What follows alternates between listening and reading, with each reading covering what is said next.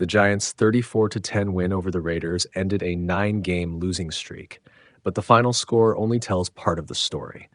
This was not simply a feel-good victory to stop the bleeding. It was a complicated, revealing game that clarified where the Giants are headed, where they are not, and why the organization believes it already has its most important building block in place. At the center of that belief is Jaxson Dart. For weeks, the Giants' season had felt like it was drifting toward an uncomfortable conclusion. Losses piling up, morale eroding, and the looming possibility of owning the first overall pick in the draft. Beating the Raiders all but removed that outcome.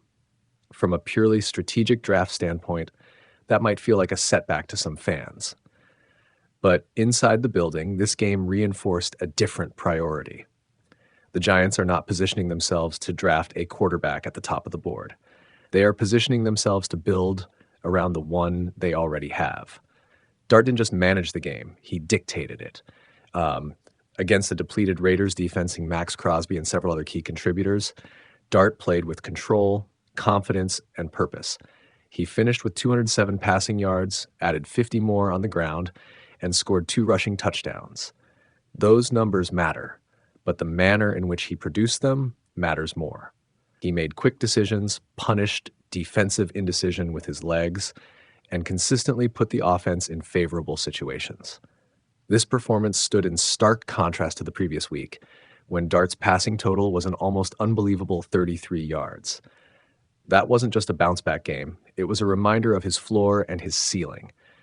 When protected and given a clear plan, Dart can stress defenses in multiple ways.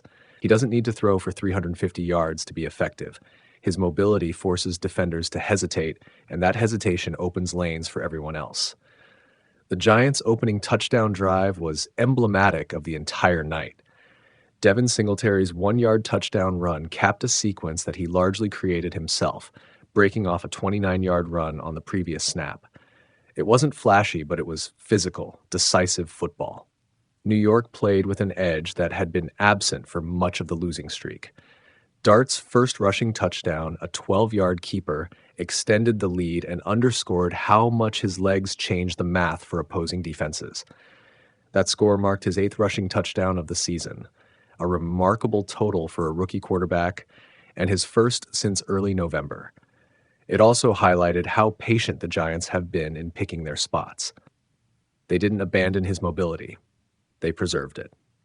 By halftime, the Giants led 17-3, and the game already felt lopsided despite the modest score. The Raiders struggled to sustain drives, and when they did threaten, the Giants' defense made timely plays. Bobby Okereke's red zone interception early in the game was especially important. Coming into the contest, Okereke led the team in tackles, but had not generated many impact plays this season. That interception wasn't just a turnover, it was a momentum swing that reinforced the defense's authority. The third quarter brought more of the same control. Another Giants field goal pushed the lead to 20-3 before Las Vegas finally showed signs of life. Geno Smith's 4th down touchdown pass to Tyler Lockett cut the deficit to 20-10, briefly giving the Raiders a pulse. But that hope lasted only seconds. Deonte Banks's 95-yard kickoff return touchdown was a turning point emotionally, even if the game was already leaning heavily in New York's favor. Banks has endured a difficult season, losing his starting job and drawing criticism for inconsistency. That return was a reminder of why the Giants invested in him in the first place. It was explosive, instinctive, and fearless. For a player who has taken plenty of hits, figurative and literal, it was a moment of redemption. From there, the Giants closed the game the way competent teams do. They leaned on Dart's mobility and decision-making, draining the clock with an 8-minute drive that ended with a 4th down bootleg touchdown. The final score of 34-10 reflected dominance not just on the scoreboard, but in time of possession, situational execution, and emotional control. One of the most encouraging aspects of the game was how well the Giants protected Dart. Injuries along the offensive line have been a recurring problem, particularly whenever Andrew Thomas is unavailable. Yet against the Raiders, New York surrendered only 1 sack in each half. Rookie Marcus M'Bow, filling in at left tackle, held up admirably and delivered a key block on Singletary's long run that set up the opening touchdown. That kind of performance matters because it suggests depth and development rather than constant patchwork. The receiving corps also had a defining night, led by Wandale Robinson. Robinson entered the game needing 99 receiving yards to reach 1,000 on the season, a milestone that would place him in rare historical company given his size.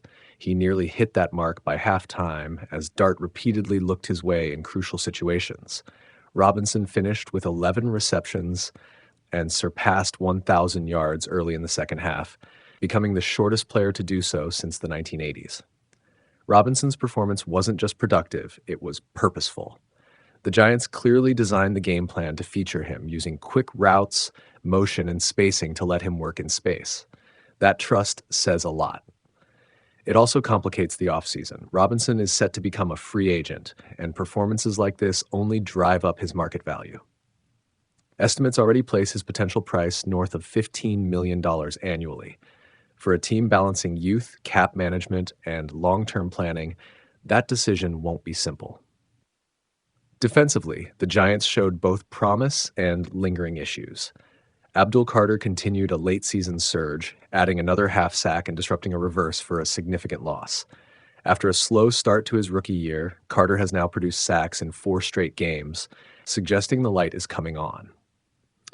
At the same time, his offside penalty that wiped out a Dexter Lawrence sack was a reminder of the discipline issues that still surface. Lawrence's lack of production remains concerning. Once one of the league's most disruptive interior defenders, he now has just half a sack over his last 21 games. On the opposite end of the spectrum, Brian Burns continues to justify his presence, adding 1.5 sacks to bring his season total to 16.5. The contrast between those two trajectories will be a major offseason storyline. For the Raiders, the loss fits neatly into their broader arc. 10 straight defeats, a depleted roster, and an organization clearly positioning itself for a quarterback reset in April. Missing Crosby fundamentally altered their defensive identity, and the Giants took full advantage. Las Vegas won't lose sleep over this result if it helps secure a top draft position. In that sense, both teams walked away with outcomes aligned to their long-term goals. The Giants' situation is more nuanced. This win likely removes them from the very top of the draft order, but it also reinforces internal conviction. They believe in Dart, they believe the locker room still responds, and they believe that establishing standards matters more than draft slots. That belief was evident in how they played.